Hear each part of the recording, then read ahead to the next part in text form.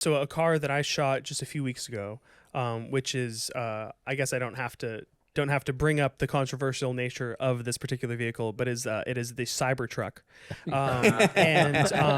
So whatever anyone wants to say about it or wants to dislike it or whatever, like I don't see any other car company taking the risk. Yeah. Like that, the design risk. Whether you think it's good or bad, no one else is putting themselves out there like that.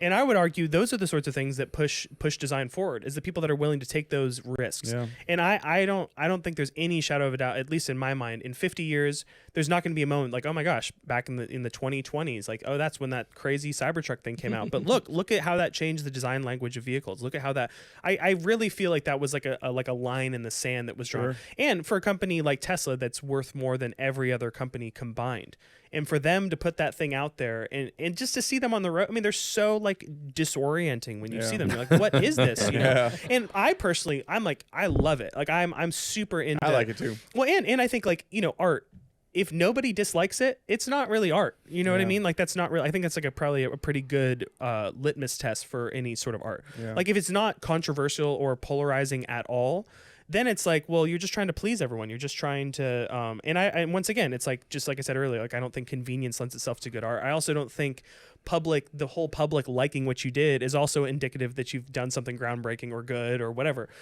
So all that to be said is I got to shoot the personal truck of the guy who designed the Cybertruck. So his personal truck. Oh, wow. It was chassis number 2.